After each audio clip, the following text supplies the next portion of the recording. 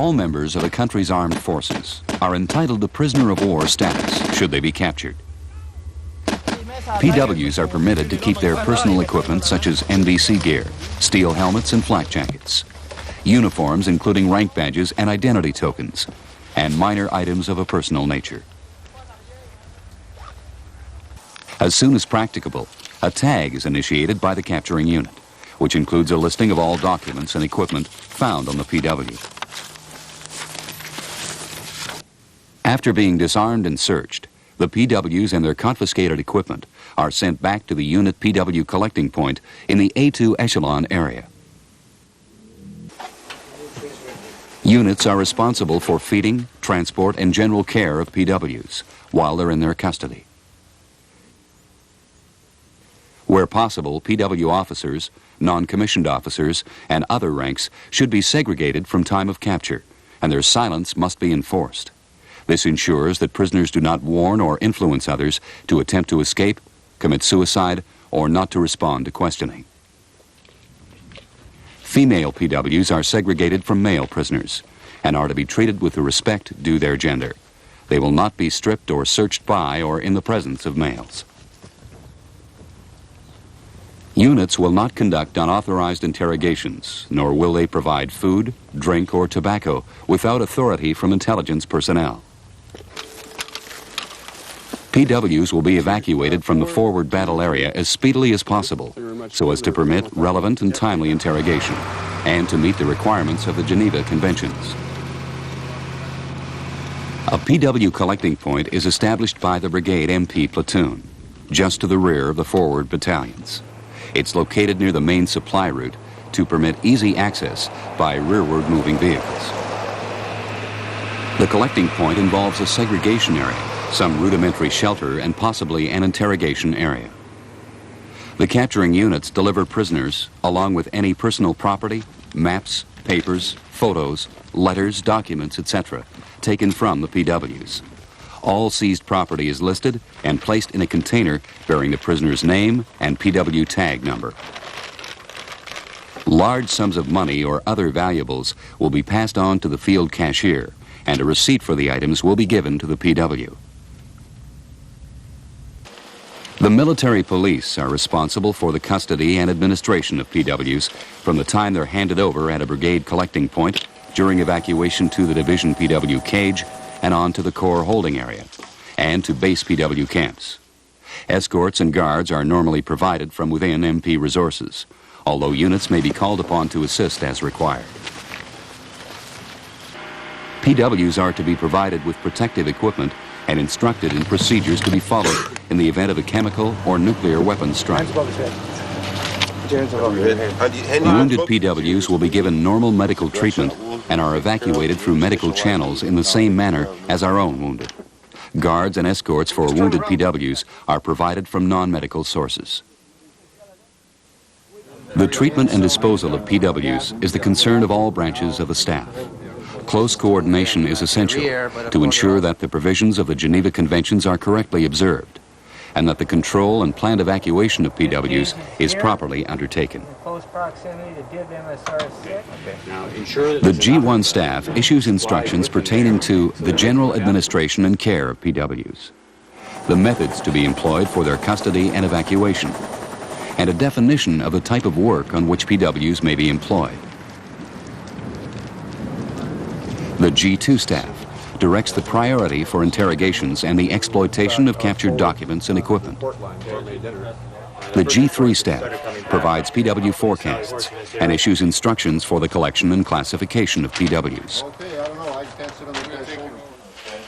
The G4 staff issues directives concerning rations, accommodation, clothing, and transportation.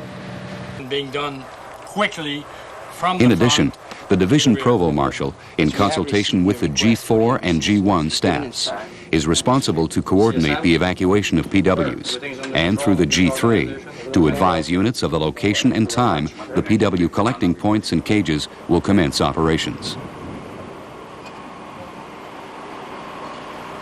The G1 and G3 staffs, in consultation with the G2 and Division Provost Marshal, determine the requirement for a PW cage in the division rear area. The need is based on factors such as the distance from the brigade PW collecting points to the Corps holding area, the availability of transports and escorts, whether extensive division-level interrogation is to be conducted. The detailed siting and operation of the cage is the responsibility of the commanding officer of the division MP company. The cage is constructed by the division engineers. It includes segregation areas for groups of officers, non-commissioned officers, other ranks, deserters, and females. At a minimum, a command element and one MP section, augmented by other personnel, are required to operate the division PW cage. The transport of the PWs from the brigade collecting point to the division cage is arranged by the Service Battalion Logistics Operations Center. On arrival at the division cage, PWs are again searched and segregated by groups.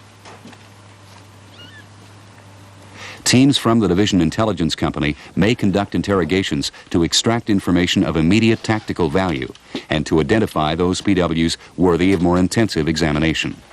These interrogations may be conducted at either the division cage or brigade collecting points. PWs are only required to give their name, rank, service number, and date of birth, and physical or mental violence or humiliating treatment cannot be used to obtain more information. PWs are held at the division cage until such time as transport is available to evacuate them rearward. The Corps PW holding area is located well to the rear with easy access to the MSR. The evacuation, custody, and administration of PWs at the installation is the responsibility of a platoon assigned from the Corps MP Battalion. The platoon is specifically involved with the establishment and manning of the installation, completing the necessary staff action and administrative arrangements, carrying out custodial and limited escort duties, and conducting inspections required under the Geneva Conventions. An interrogation center is established by the Corps Intelligence Battalion near the facility. The officer commanding the center is responsible to strictly enforce regulations pertaining to the conduct of interrogations and the treatment of PWs. He supports and controls the activities of the interrogation teams and initiates the necessary liaison with the Corps G2 staff, the Intelligence Collection and Analysis Center, and his battalion headquarters. The interrogation center is organized into a command post for the direction and monitoring of the interrogation process, including the flow of PWs and dissemination of the intelligence. A support cell, which conducts research, collation, and analysis of information or intelligence required for the interrogations. A preparation area, where the PWs are readied for questioning. And an area where teams conduct all interrogations. The intelligence interrogation teams monitor the PWs prior to interrogation and develop a method of approach which is coordinated with the intelligence support cell. They conduct the questioning, prepare reports, and review them with a representative of the support cell and the OC of the center. These teams process the prisoners as quickly as possible and advise the MPs of any individuals who merit special attention.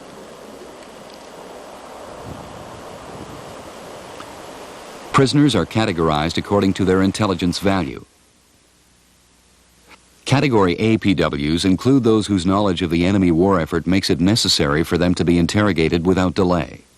They include general officers and heads of staff sections, scientific, technical, and psychological personnel, personnel with a knowledge of communications or cryptographic equipment, political officers, others who may have access to operational or logistics matters, personnel serving in intelligence-related appointments, and flight crews with knowledge of plans and capabilities. Category B PWs are those who have enough information on any subject of intelligence interest to warrant a second interrogation. Category C includes PWs who have only information of immediate tactical value. Category D PWs are those having no intelligence potential. The main principles to be observed in evacuating POWs are to always treat and handle them correctly and to minimize their exposure to unnecessary hazards, and to move them rearwards as rapidly as interrogation and transport availability will allow. Trucks are the normal means of transport used for evacuation, and they can hold 30 to 40 standing prisoners. When POWs are evacuated by air, a minimum of 2 escorts per aircraft are provided to protect the crew and to provide for the security of the prisoners during the flight. If rail transport is available rearward from the core administrative area, it might be used for POW evacuation. The MP escort party would normally be augmented by guards drawn from any available source. If POWs are turned over to an Allied force, a Canadian liaison officer is assigned to the receiving force to ensure that prisoners are treated in accordance with the Geneva Conventions. POWs captured within core boundaries are the responsibility of the Government of Canada, as well as that of the individual or unit capturing or holding them. They must at all times be treated fairly, firmly, and humanely. It should not be forgotten that the enemy's treatment of our personnel who may be taken prisoner may largely depend on how we treat our captured enemy soldiers.